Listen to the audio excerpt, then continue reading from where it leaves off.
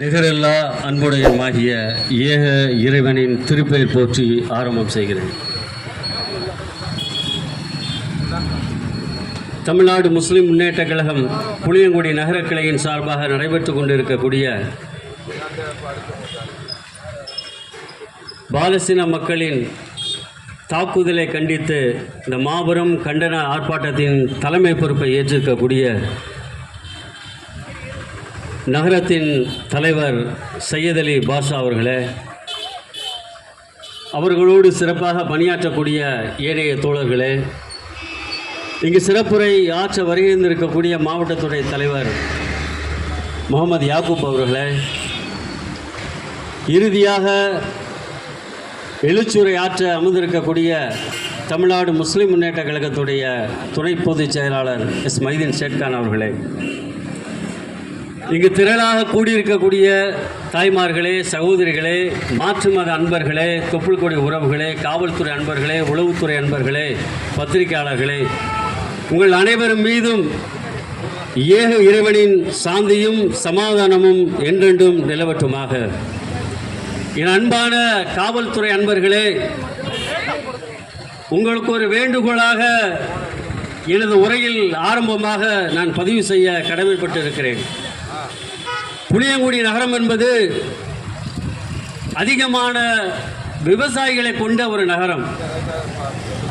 இந்த நகரத்தில் எல்லா சமுதாய மக்களும் வாழுகின்ற ஒற்றுமையோடு இருக்கின்ற இந்த நகரத்தில் ஏனைய மக்கள் இங்கிருந்து தோப்புக்கு செல்வதும், பஸ் ஸ்டாண்டுக்கு வருவதும், பெட்ரோல் போட போவதும், இங்கிருந்து ஒரு 30 கிலோமீட்டர் தாண்டி ஒருவர் செல்கிறார் என்றால் அவருக்கு கட்டாயம் ஹெல்மெட் அணிந்திருக்க வேண்டும்.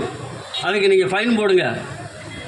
இங்கே இருக்கக்கூடிய ஒருவர் வீட்டிலிருந்து ஒரு ஜாமான் வாங்க வருவதற்கு கூட நீங்கள் பிடிச்சி ஃபைன் போட்டிங்கன்னா, நீங்கள் ஃபைன் போடுறது நாகரிகமா? அவனே 100க்கும் 200க்கும் கஷ்டப்பட்டுக்கிட்டு இருக்கக்கூடிய மக்களுக்கு மீது இது ஒரு தாக்குதல் மானி காவல்துறை நடத்துவதை வன்மையாக கண்டிக்கிறோம் இந்த நேரத்தில். அதே போன்று அன்பு உறவுகளே, நாமெல்லாம் பாலஸ்தீனத்துடைய அந்த கொடுமைகளை, இஸ்ரேல் தாக்குதலை ஒவ்வொரு நேரமும் ஒரு நொடிப்பொழுதும் வலைதளங்களை நாம் துறந்தோம் என்றால் பிஞ்சு குழந்தைகளுடைய கதறல் சத்தம் அங்கே கேட்டுக்கொண்டு இருக்கிறது. நெஞ்சம் புதறுகிறது, உள்ளம் குமருகிறது. இறைவா, இந்த மக்களுக்கு ஒரு விடுதலையை நீ காட்டு என்று ஒவ்வொரு மக்களும் தன்னுடைய தொழுகையில் பிரார்த்தனை செய்யக்கூடிய மக்களாக நாம் நினைத்து கொண்டிருக்கிறோம்.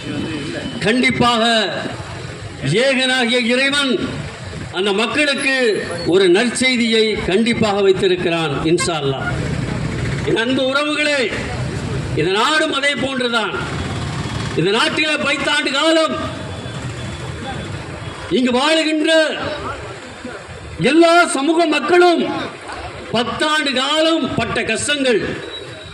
ஒரு சைடு வட மாநிலங்கள் சொல்றோம் என்றால் மாட்டின் பெயரால் முஸ்லிம் இளைஞர்களை படுகொலை செய்தார்கள், மாட்டின் பெயரால் முதியவர்களை படுகொலை செய்தார்கள், ஜாதியின் பெயரால், ஜாதியின் வன்கொடுமையின் பெயரால் என் தலித் சமுதாய மக்களை நிர்வாணப்படுத்தி கற்பழித்து படுகொலை செய்தார்கள். ஆனால் இன்னைக்கு அதே யூபி உத்தரப்பிரதேச மாநிலம் ராமர் கோயில் என்று தன்னுடைய ஆர்ப்பரித்து அந்த கோவிலை கட்டிவிட்டு உத்தரப்பிரதேசத்தில் இருக்கின்ற 80 தொகுதிகளும் பிஜேபி வரும் என்றார்கள். ஆனால் அங்கே ராமர் கை கொடுக்கவில்லை. ஏன் தெரியுமா? ராமர் சமத்துவத்தை விரும்பினார், சமூக நல்லிணக்கத்தை விரும்பினார், வன்முறையை விரும்பவில்லை.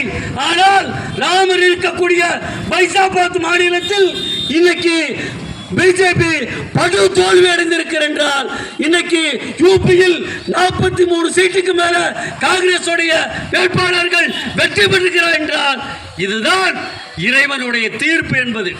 காவல்துறை வீடியோ நல்லா எடுங்க, கொஞ்சம் அதிகமா எடுங்க. இதுதான் இறைவனுடைய தீர்ப்பு. எத்தனை பேர் படுகொலை செய்தார்கள்? எத்தனை பேர் வன்கொடுமை செய்யப்பட்டார்கள்? கேட்பதற்கு நாதி இருந்ததா? சட்டம் வாய்ந்ததா? அரசு முன்வந்ததா? இல்லை. ஆனால் பாதிக்கப்பட்டது முஸ்லிம்கள். இன்னைக்கு பாலஸ்தீன மக்கள் தங்கி இருக்கக்கூடிய, அகதிகளாக இருக்கக்கூடிய அரபா என்ற பகுதியில் குண்டுமலை பொழிகிறார்களே, இந்திய தேசத்தில் நடக்கலையா? நான் கேட்கின்றேன்.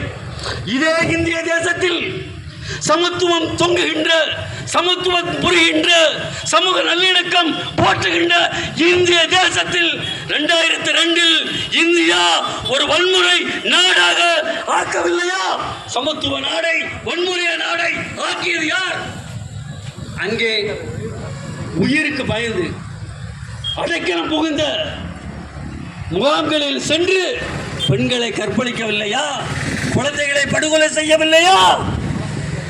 அரக்கர்கள் அப்பப்போ வருவார்கள். ஆனால் நாம் உயிரோட்டமாக இருக்க வேண்டும். அன்பு உறவுகளே, உயிரோட்டம் என்றால் என்ன தெரியுமா?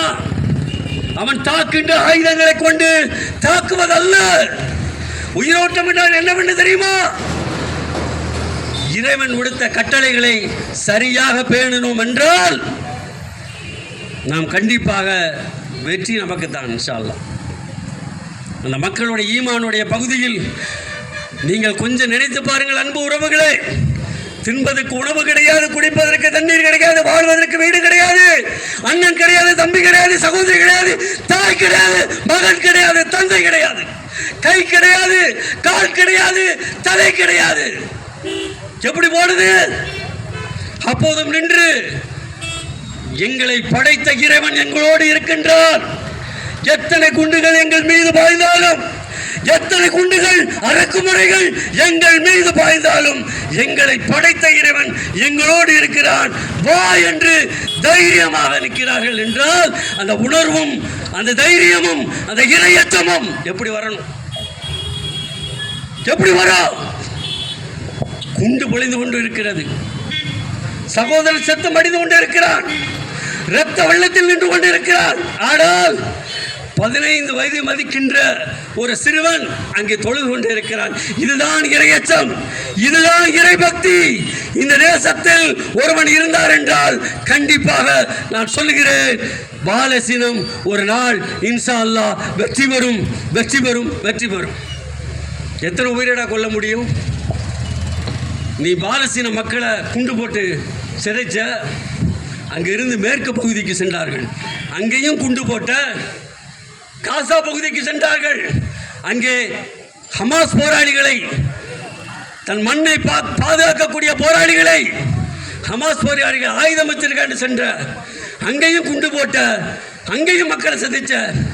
அங்கிருந்து இன்னைக்கு அரஃபா என்ற ஒரு பகுதியில், அந்த பகுதியில் குடிசையில் தங்கியிருக்கக்கூடிய அந்த மக்களையும் நீ குண்டுமலை பொழிந்து கொல்லுகிறாய் என்றால் சர்வதேச நீதிமன்றம், சர்வதேச நீதிமன்றம் எத்தனை வாரண்டுகள் உனக்கு புதுப்பித்திருக்கிறது?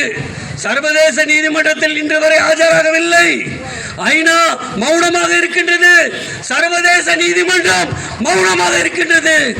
ஆனால் நீதியாளனுக்கெல்லாம் மிகப்பெரிய ஒரு நீதியாளன் பார்த்து கொண்டிருக்கிறான் இன்ஷா அல்லாஹ். அந்த மக்களுடைய உணர்வுகளை ஒரு நாள் பொங்கி எழுவார்கள். அந்த நாள் மிக விரைவில் இன்ஷா அல்லாஹ் வரும்.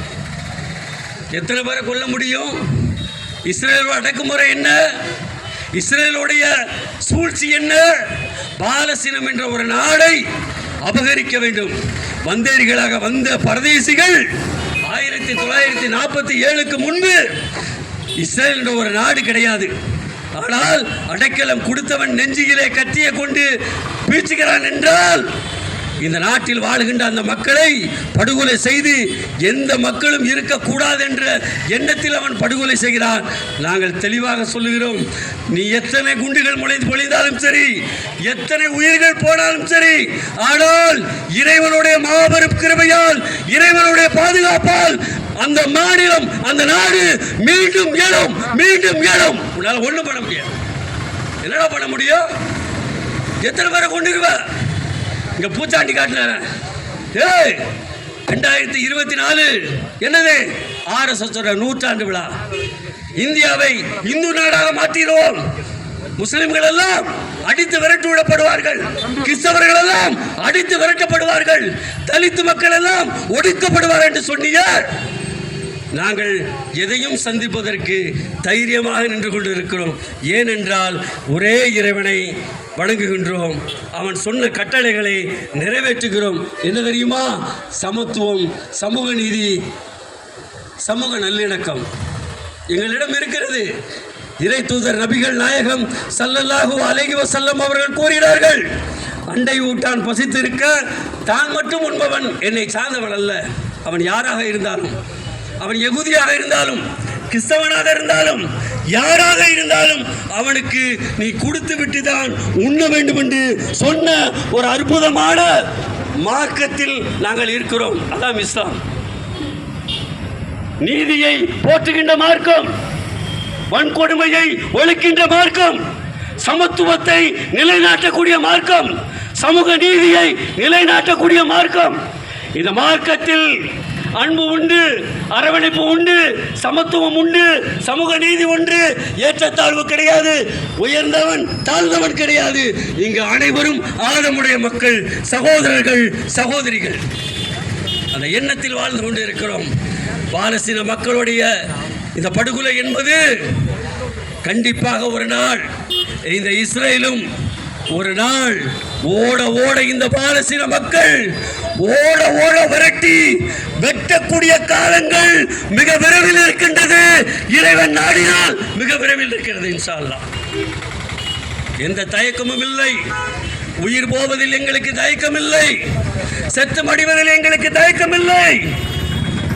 ஏன் என்று சொன்னால், இங்கு நாங்கள் மரணித்தால் மறுமையில் அதற்கான கூலியை இறைவன் தருவார் என்ற நம்பிக்கையில் வாழ்ந்து கொண்டிருக்கக்கூடிய ஒரு முஸ்லிம்கள். எத்தனை உயிர் போனாலும் சரி, எத்தனை உறவுகள் சத்தம் அடைந்தாலும் சரி, ஆனால் வெற்றி மறுமையில் இருக்கிறது. ஒரு இமாம், டெல்லியை சார்ந்த இமாம் பாலஸ்தீனத்துக்கு சென்றிருந்தார். அங்கே சென்று ஒரு மாணவனிடத்தில் அவர் கேட்டார், சகோதரரே, என்னோடு நீர் வருகிறாயா? நான் இந்தியாவுக்கு உன்னை கொண்டு செல்கிறேன், என்னோடு நீ வருகிறாயா? உன்னை நான் படிக்க வைக்கிறேன், உன்னோடு நான் அன்பாக இருக்கிறேன், உன்னை நான் வளர்ப்பதில் ஒரு தந்தையாக இருக்கிறேன் என்று சொன்ன பொழுது அந்த மாணவன் சொன்ன விஷயம் என்ன தெரியுமா? அன்பு உறவுகளே, தாய்மார்களே, சகோதரிகளே, அங்கு வந்தால் கல்வி கிடைக்கும், அங்கு வந்தால் உணவு கிடைக்கும், அங்கு வந்தால் நான் வாழ்வதற்கான எல்லா தளங்களையும் உருவாக்கி தருவீர்கள். ஆனால் சொர்க்கம் கிடைக்குமா? சகீத் கிடைக்குமா? சொர்க்கம் கிடைக்குமா என்று ஆணித்தரமாக உழைத்தார் என்று சொன்னால், அந்த ஈமானிய மத்தியில் இஸ்ரேல் எல்லாம் நிற்க முடியுமா? ஏடா 1947 அப்புறம் எத்தனை போர்களை இந்த மக்கள் சந்தித்திருக்கிறார்கள். ஒரு பேர் ஒரு நாடு தாங்க முடியுமா? ஒரு நாடு ஒரு போரை தாங்க முடியுமா?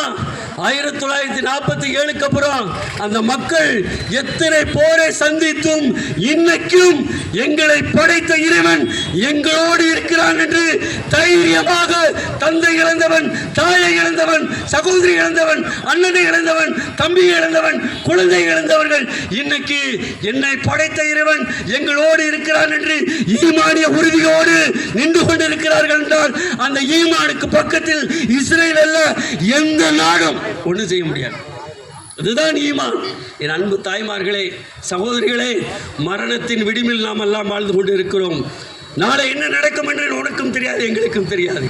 அடுத்த நொடி நமக்கு சொந்தமில்லை. அன்பு உறவுகளே, வாழுகின்ற காலத்தில் இறையச்சத்தோடு இறைவனுக்கு கட்டுப்பட்டு அல்லாஹ்வுடைய தூதர் நபிகள் நாயகம் ஸல்லல்லாஹு அலைஹி வஸல்லம் அவர்கள் காட்டிய வழியிலே ஏதோ நம் குடும்பத்தையும் நம் குழந்தைகளையும் நம் உறவுகளையும் மாற்றுமத அன்பர்களிடத்திலும் அன்பையும் பண்பையும் நேசத்தையும் போற்றி வாழுகின்ற நல்ல முஸ்லீமாக வாழ்ந்து மரணிக்க வேண்டும். அன்பு உறவுகளே, நீங்கள் இறையச்சவாதியாக மாறுங்கள், இறைவனை தியானம் செய்யுங்கள், இறைவனிடத்தில் பாவ மன்னிப்பு கோருங்கள், இறைவனிடத்தில் சரணடைந்து விடுங்கள். அன்பு உறவுகளே, இறைவா என்னை நீ மன்னித்து விடு, இறைவா என்னை மன்னித்து விடு. வாழ்ந்த காலத்தில் எத்தனையோ தவறு செய்து விட்டேன், நான் பயங்கரமான தவறுகளில் ஈடுபட்டு விட்டேன். இறைவா, இனி என்னுடைய காலத்தில் நான் ஒரு நிமிடம் கூட உன்னை நான் மறக்கக்கூடியவனாக இருக்கக்கூடாது. இறைவா, 5 நேரம் தொழக்கூடியவனாக நான் வாழ வேண்டும். பிறருக்கு நல் உபதேசத்தை செய்யக்கூடியவனாக இருக்க வேண்டும் என்று அன்பு தாய்மார்களே, உங்களுடைய தொழுகையில் இன்ஷா அல்லாஹ் கேட்கலாமா? கேட்கக்கூடிய மக்களாக நாம் உருவாக வேண்டும் அன்பு உறவுகளே. ஏன் என்று சொன்னால் இன்றைக்கு RSS உடைய சதி என்ன தெரியுமா? காவல்துறை அன்பர்களே, நீ பதிவு செஞ்சு வச்சுக்க. உங்கள் பிள்ளைகளை எல்லாம் நீங்கள் பாதுகாக்கக்கூடிய இடத்தில் நீங்கள் இருக்கிறீர்கள். இன்னைக்கு முஸ்லிம்கள் எங்கெல்லாம் அதிகமாக வாழ்கிறார்களோ அங்கெல்லாம் மிகப்பெரிய ஒரு சூழ்ச்சி என்ன தெரியுமா? இளைஞர்கள் எல்லாம் இன்னைக்கு கஞ்சாவின் பக்கம், இன்னைக்கு போதையின் பக்கம், இன்னைக்கு இளைஞர்கள் எல்லாம் தன்னுடைய சமூகத்துடைய நிலை தெரியாமல், இன்னைக்கு அவனோட குடும்ப சூழ்நிலை தெரியாமல் இன்னைக்கு கஞ்சாவின் அடிமையாக இருந்து கொண்டிருக்கிறான். முஸ்லிம் இளைஞர்கள் எல்லாம் இன்னைக்கு கஞ்சாவால் சீரழிக்கப்படுகிறான். காரணம் RSS ஓட சதி எல்லா பக்கம் இன்னைக்கு நடந்து கொண்டிருக்கிறது. தாய்மார்களே, நீங்களும் தொழுது உங்களுடைய குழந்தைகளையும் நீங்கள் தொழ வைக்க வேண்டும். அதற்குரிய தந்தையாக, அதற்குரிய தாயாக, அதற்குரிய சகோதரராக, அதற்குரிய உறவுகளாக நீங்கள் மாறீர்கள் என்று சொன்னால் ஒரு இறையச்சவாதியை நீங்கள் உருவாக்க முடியும். நீங்கள் உருவாக்கக்கூடியவன் எதையும் சந்திக்கக்கூடிய ஆற்றல் உள்ளவனாக உருவாக வேண்டும் என்றால் நீங்களும் தொழுது உங்கள் குழந்தைகளையும் இறை அடிப்படையில் நீங்கள் வளர்க்க வேண்டும் என்று கேட்டு வாய்ப்பளித்தமைக்கு நன்றி கூறி விடைபெறுகிறேன்.